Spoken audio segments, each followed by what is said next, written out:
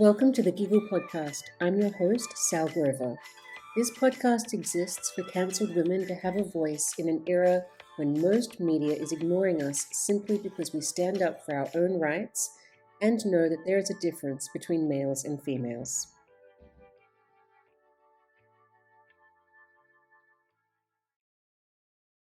Just start by saying sort of who you are and what has brought you into this. Okay, well, I'm Judith and I'm a business owner. My husband and I run our own business. We've been together for nearly 30 years. I have 3 stepsons, and then I have my own 2 children who are 21 and 17, and my 21-year-old daughter at the age of almost 18 announced out of the blue that she was really a boy. And that had come at the end of 3 years of her mental health not being good. So immediately red flags. I just thought this is pretty odd, and I'd started to hear inklings of things of people who didn't identify as one sex or the other. I mean, I'd started to read and hear stuff, and there were 2 other girls at her drama group who were, declaring they were transgender too. And so I thought, oh, that's all too convenient. Suddenly 3 people in the same drama group are all trans. And I started researching, and I've spent 3.5 years reading. And I'm now in several parent support groups with parents from all over the world. There's Australian-based groups, and then there's international groups, and all the similar-minded parents who can see that their children, teenagers, young adult children have become caught up in what is, you could call it a fad, you could call it a social contagion. It's definitely been spread because of the internet and the access to what is really misinformation on the internet. A young girl who's struggling through puberty and doesn't like her breasts will find out on the internet, well, that means you're trans. You don't like your voice, that means you're trans. You don't like being looked at by boys, that means you're trans. And that's not just me saying this. I've listened to the stories of detransitioners who are telling the stories of why they got caught up into this, what sucked them into this, how they felt as teenagers, and how they came to one think they were 2, and then, with some years of maturity and getting on with their life, realised that was all a terrible mistake, and they weren't trans at all. They were just going through probable, tough times in puberty, some with mental health problems, some with histories of trauma like rape or assaults and bullying and that sort of thing. So, there's various mechanisms behind what makes these kids search for an answer to their distress. But I just thought the solution is not to immediately put these young people onto hormones. I honestly couldn't believe it, that immediately when our daughter ended up in hospital, we were just accused of being abusive parents, of being, if wouldn't you rather have a live son than a dead daughter? I was told I was bigoted, that I needed to teach my family to be inclusive. We were treated absolutely appallingly by the staff at the hospital. It's something that I'll never get over, the way my husband and I were treated, because we were questioning and we were raising concerns that we did not want our daughter at 17 immediately referred to start testosterone. And the hospital staff actually falsified her discharge summary and wrote up that we agreed to the referral to the endocrinologist for hormones. And I found that out a long time later when I was subpoenaing medical records, that had actually been done. So what we've been through. Anyway, she turned 18, she put herself on the hormones and became estranged. And spent 3 years living out of home and estranged. And in that 3-year period, I connected with parents. The more I read, the more I was convinced this, not only is this a social contagion, this is going to be the biggest medical scandal in the history of modern medicine. I don't see, there has thalidomide, pelvic mesh, repressed memories, all the scandals that we've lived through, lobotomies. I don't think there's going to be a bigger scandal than this, because our medical profession have failed a really vulnerable population of young people who should have had psychiatric support, not irreversible hormones, and basically butchering their bodies. And if you want to smack me over the head and say, how dare you use such inflammatory language, I'm sorry, but if that language is what it's going to take to make people wake up and listen and realise what is going on, I would have written 30, 40 letters over the last few years to members of parliament, health ministers, state health minister, federal health minister, the prime minister, the premier, the healthcare complaints commission. I wrote letter after letter after letter after letter in reasoned language. No one, I was fobbed off, absolutely fobbed off every time. In fact, the head of our local health department pretty much insinuated that he wrote in this letter, I know you've written to all these people, and he listed all the people I had written to, and basically said that I was the one who had a mental health problem. That was the insinuation I got from his response to me, the most patronising, demeaning response. And anyway, your child's now over 18, so that it's none of your business, basically. And that's what we've lived through. Now she's back home. She regrets what she's done. She regrets taking the testosterone. The changes that it's made are not reversible. They're extremely significant changes that cannot be undone, that she will have to live with for the rest of her life, all because the medical profession have jumped on board a fad with no medical evidence to support it. Absolutely zero medical evidence to support giving troubled teenagers hormones and surgeries. And all I can say is, thank God I stopped the surgeon who was going to remove her breasts, because I stopped him. So I think, first of all, what has to be said is that nobody could accuse you of being sort of an uncaring parent. This concept of you've been told by other people of you're bigoted or something. It's like, no, someone who doesn't accept their child doesn't spend all of this time researching and doing everything that you've done. You're doing this because you love and support and you want the best for her. Yep, and have been met with roadblocks every single way. Yep. And so, I mean, in the 3 years prior to that, every medical professional I came in contact with when I was seeking help for her mental health problems, everyone described my husband and I as being really supportive parents. But the minute this happened, suddenly we were told we were terrible. So basically, you were in a situation where your daughter did have mental health problems. You were getting her help for that, and you were encouraged and accepted and celebrated because you were getting her help. But then this one particular issue that she claimed to have, that changed everything. Yep, that changed everything. Yep.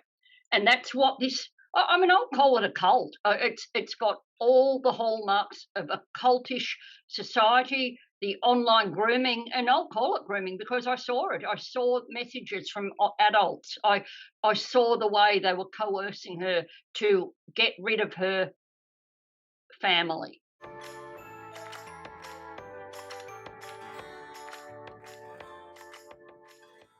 So, okay, tell everybody how you got to this particular situation, like what sort of happened to you in the last few months. Girl Guides WA, like probably most of the Girl Guides around the world and in Australia, their membership numbers are going downhill. It's seen as a bit old-fashioned and conservative, etc. So they'd done a review. I was brought on as a change agent, and when I was doing my due diligence and my research to take the organisation to take on the role. I noticed the Constitution had changed the definition of girls and women, rather than from biological female to anyone who self-identifies as stuff. But I was going into a CEO role. So as a CEO, obviously you've got a lot of capacity to make change, and I was brought on as a change agent. So I knew that was going to have to be an issue that I would need to deal with. Again, I was very aware of how the environment was in terms of trans issues, etc. And so my plan was to get in there and do what I normally do within 6 months, kind of grow an organisation, turn things around, start, improving the model, etc. That was my experience and my history in being a CEO. I'd been following Karyn Deves, human rights lawyer, co-founder, obviously, of Save Women's Sport Australasia.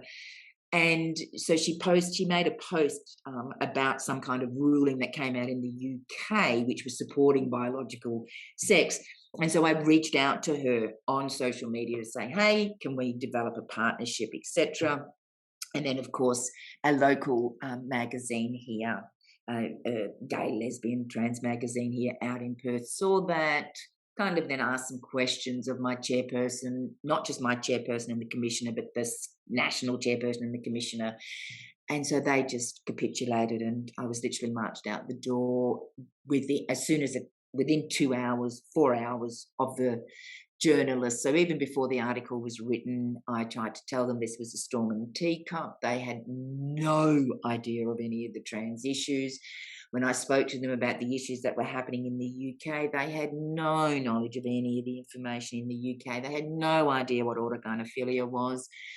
As I said to them, they had no idea about, social media storms, etc. I said, you've just got to sit it out, it'll be over and done with. And of course, they just capitulated.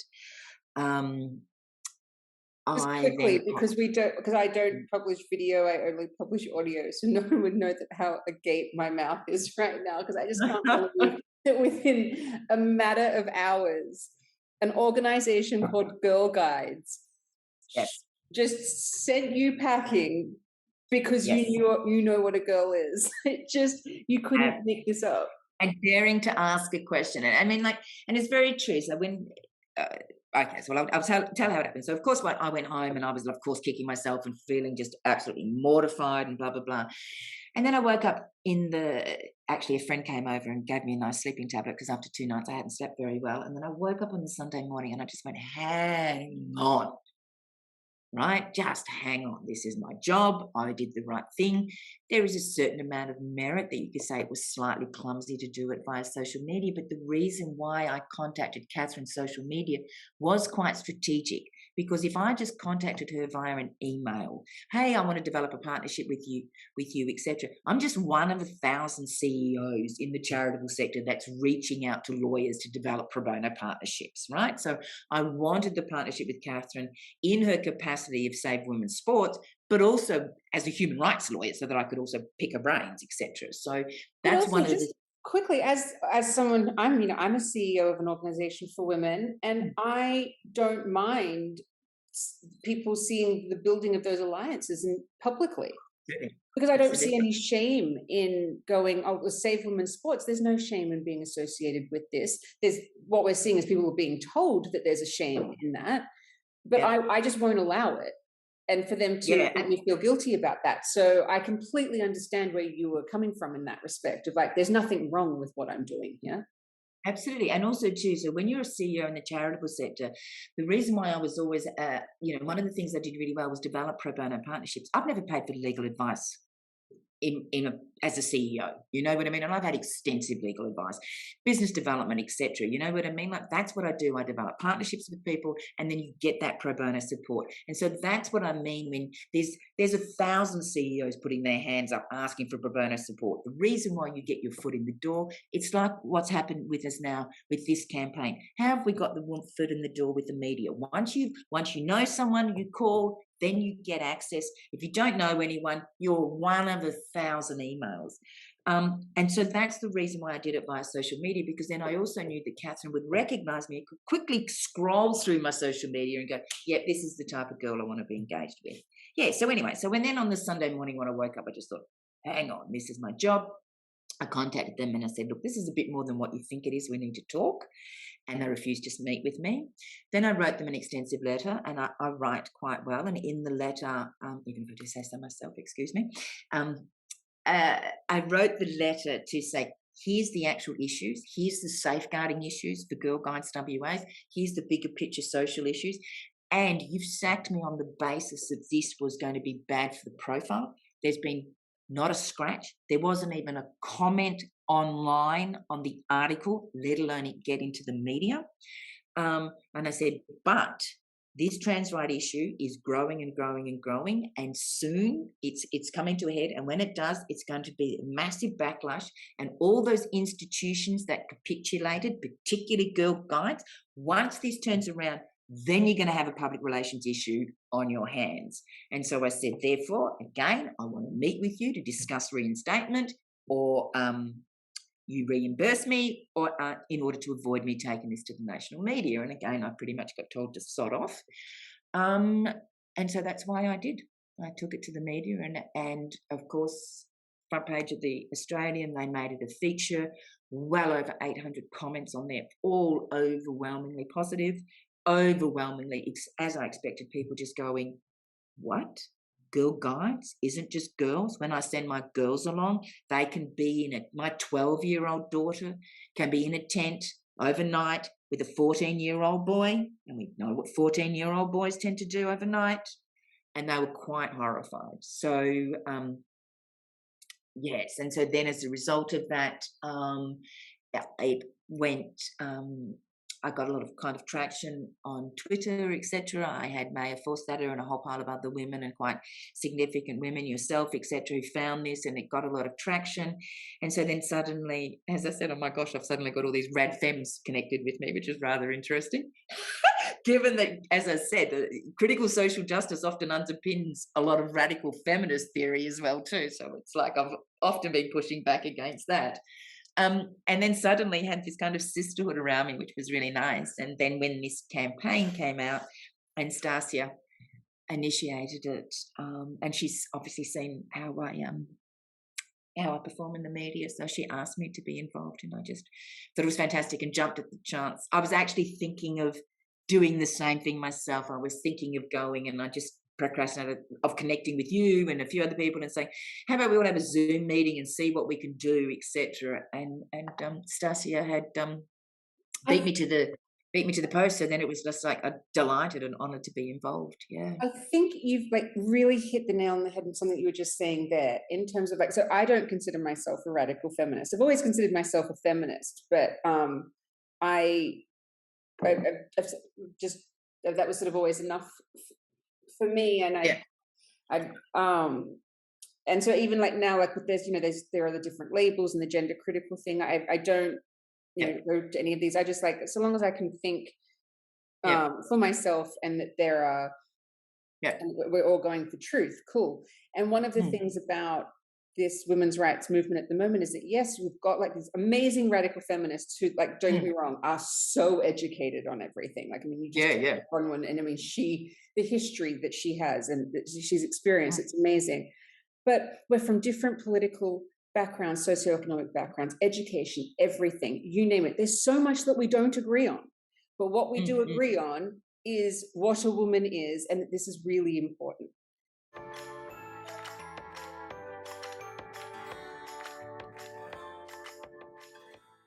Cool. Okay, so why don't you just start by telling us who you are?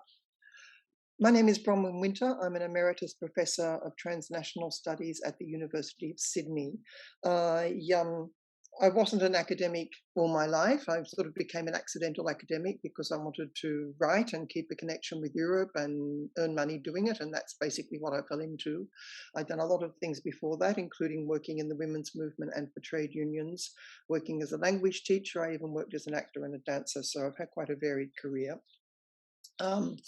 I have been a lifelong ALP voter. Every now and then I have voted for the Greens for the Senate.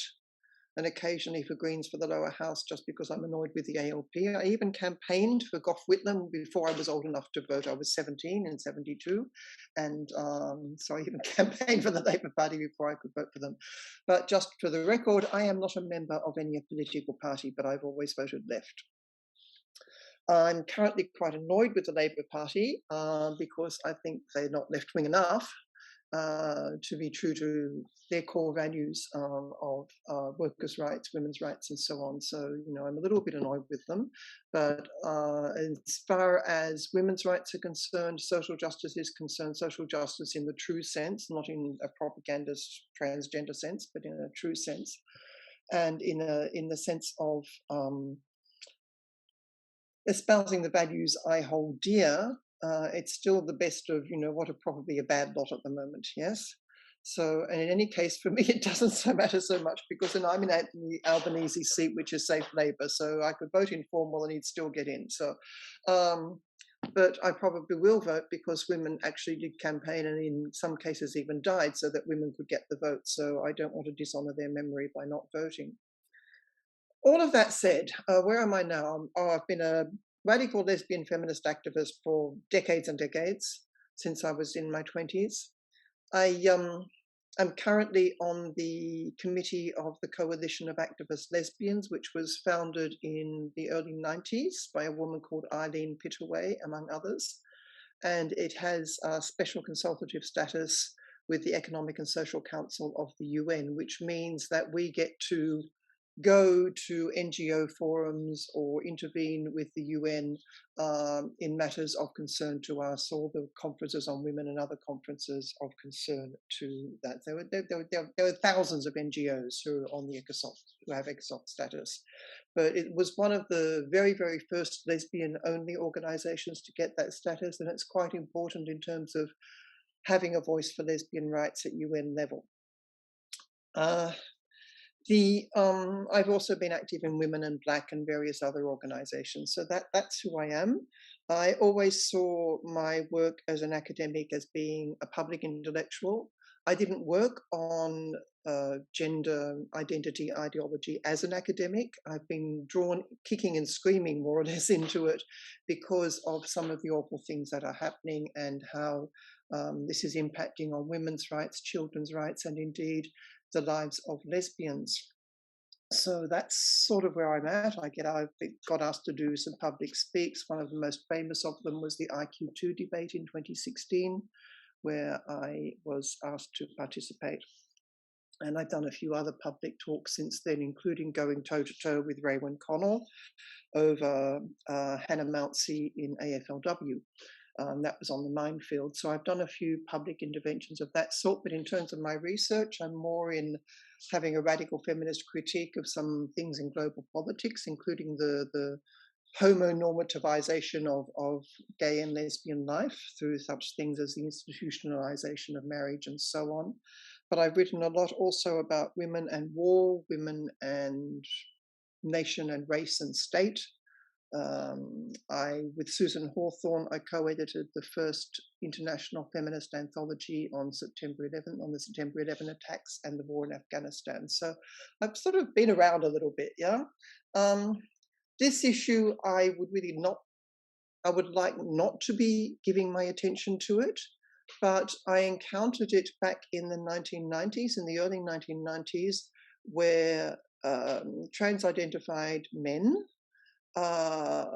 who claimed to be lesbian wanted access to lesbian conferences. And there was a quite famous legal case which the complainant actually lost at the time, but would probably win now. And that from that time, and there was a big debate over Sydney lesbian space as well, in which I was involved on the side of the we want lesbian only space. But there were some individuals involved who had promised their trans friends that they would be allowed, trans as in male to trans, not female to trans, that they would have access to lesbian space, and told their friends that without consulting the rest of the lesbian community. So there was this huge, huge, huge debate about it. So I've been in contact with this issue for the last 3 decades. but haven't really wanted to pay it excessive attention because I think women have more important things to do. However, it's sort of become the most important thing we have to do at this point in time in Australia because of what's happening to our rights, to our lives, to the lives of kids, those of you who have kids, and to lesbians as well, because I think there's a push towards the erasure of homosexuality or gender nonconformity in children, into pushing people into these gender binaries, which is rather paradoxical because they're always banging on about non-binary, but in fact they're completely binary because they want to push us into these binary gender roles. So if there's a little butch girl or a little sissy boy, then they're being told they're trans and they're being groomed into that sort of life. So what do you think right now in 2022 is the aspect of women's rights that's the most under threat? We have a tiny group of people who are saying, we want to have rights, which none of us object to. Of course you have rights. Everybody has rights, yes? By the virtue of being human, you have rights. Then they say, but our rights can only be upheld at the expense of the rights of others. Now, for me, that's not a rights claim, that's an entitlement claim. That is not a claim to rights, because as soon as you have the rights of Group A trample all over the rights of Group B, then Group A is not seeking rights. Group A is seeking the power to destroy Group B. That's not about rights. So I find that particularly galling. But I think what's going on, Sal, is that, and others in our, Karyn has also commented about this, that when people say transgender and they get the, the sob story, we're so marginalized, we're so vulnerable, what they're thinking of is transsexuals a la 1960s les girls. Yeah, they're thinking transsexuals who, I've been around the block a few times. We've grown in the gay movement, in the women's movement. They've always been transsexuals around, usually male to female.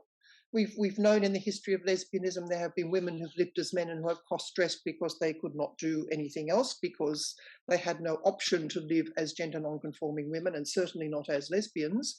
They had no option to do that openly, so we had a lot of passing and cross-dressing. That was particularly the case for women. Men, there've always been men who've liked drag. It's not really something I get into, but the drag queens are an institution and I have no particular problem with them because they don't pretend they're not men.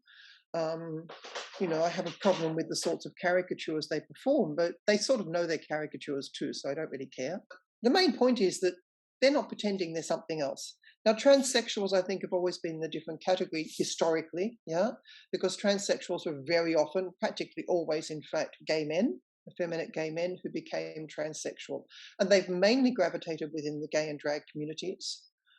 Every now and then, they've come into a women's event or something and, nobody's really cared because they haven't really tried to, get into anyone's pants or, ride roughshod over our rights. And that's, historically, I'm saying, yeah. So yes, there was a level of respect, I would say. There was a level of respect, and they didn't really care about getting into lesbian space because, they basically were into men. Yeah. So, and this is sort of what, when you say transgender now, that's what a lot of people have in their minds.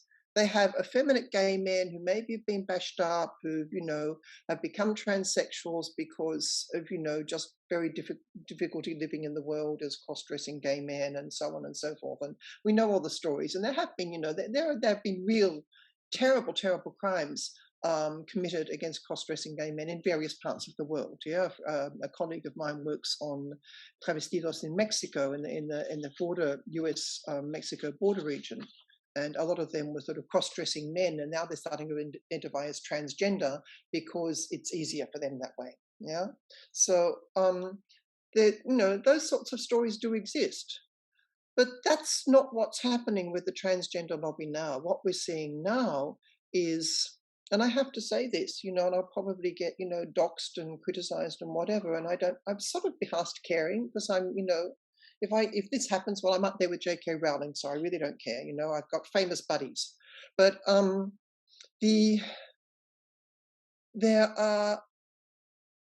it's coming largely from men who would have otherwise been heterosexual, who feel a massive sense of entitlement, who are often narcissistic and opportunistic, as we see with some of the men in women's sports like Leah Thomas and so on, Hannah Mouncey,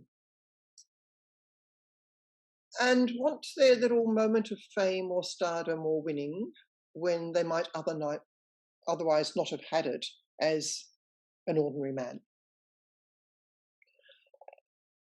I also, when I first heard about Ray Blanchard's concept of autogynephilia, a man who fetishizes himself in women's clothes and gets off on that, he finds it sexually arousing, I thought, oh, that's a bit over the top. And I sort of, was a bit hesitant about going for it, but actually I think he's right, because I'm seeing more and more of it. And I was recently reading... It's the overwhelming evidence is there. Yeah. Even if we want to take that concept of lived experience, my lived experience over the last 2 years has been dealing with men who are fetishizing what it is to be a woman. Absolutely. I've very rarely, if at all, dealt with the historical, stereotypical, effeminate gay man who is self-ID'd as a transvestite and lives his life respectfully and also transsexuals. I mean, there have been transsexuals. Yes. Carlotta would be the most famous example. Yeah. But the reading recently, actually, the guy who invented the transgender flag was one of these autogynephiles, and he wrote in his own memoir about his sexual arousal when he put on his mother's clothes. I mean, it's out there, plain as day, uncensored. And this is the guy who invented the trans flag. So that's actually one of the really interesting points, is because all of this information is out there, and all of the women who have been really tirelessly working the last few years to bring awareness to this issue have compiled all of this information, because we have constantly been told to go and get educated, and we have. So we have all of the information. We have all of the sound bites and the clippings from books and the context of where the fetishization of women is being celebrated, what we're actually fighting back against. And even just to go back to what you were saying before about sort of this propaganda that is being led with it all, because it's happening at different times in different countries, and Australia is quite late to this issue, I think the very fortunate position we are in is that anybody listening right now who is like, I have absolutely no idea what they're talking about, or if what they're saying is true, you can actually go and look at UK press and find it out. You're not going to find it really in Australian press, but you can find it, and it's actually in all different types of publications in the UK. It is in the right-wing press. It is in the left-wing press. It's been covered exceptionally well. And so you can very clearly see the truth. So there isn't, for an Australian, there really isn't an excuse to be ignorant on this issue overall, because there is not an excuse. And part of the problem is knowing when to recognize how that research is well informed and when it's been massaged. I'm the eternal optimist. I am very much like, the truth will win. I think that most people are really good and sane. And I think that people, when they realize what is actually happening, will go, okay, we're not moving towards any kind of rational solutions here, or anything that is good for anybody. And they'll make choices accordingly. And we'll have different conversations. Like, are there conversations to be had in society about how to support gender non-conforming children? Of course. But if we could move away from medicalizing them, that would be great. And are there conversations to be had about sexual assault and women's rights and what it means to be a woman and what our role in society is? Yes, but we have to be able to talk about it honestly. And as you said at the very beginning, sometimes it feels like we've become like, this is such a distraction, an utter waste of our time, that years of our lives have to be dedicated to just defending what a woman is before we can go and focus on the important things. It's Zali Steggall, who is running against Kath Daves. Her sort of statement about this was, oh, there's important things that affect women's lives. We should be focusing on that. It's like, yes, I would love to be focusing on that. I want to make sure that women are safe and that women are paid well. But if I'm abused for saying what a woman is, I can't get there. Yeah. And Exactly. so we have to deal with this first, unfortunately, and we have to deal with the fact that women, more than men, are being abused for saying this stuff. Absolutely. And the way you can actually see that, just even in Australian politics right now, is that, well, so Rowan from the Greens, who did sort of speak up and question this a bit and got some pushback, if you compare to what Kath Deves is going through, you can clearly see the difference. Yes, absolutely. So I think that the more people who speak up, both men and women, the sooner this will be finished and common sense will return, and we can go back to, I don't know, fighting about the other issues we fight about. There's no utopia in our future, but it's just, there's reality. Yes. I think, starting with reality would be a very good place to start.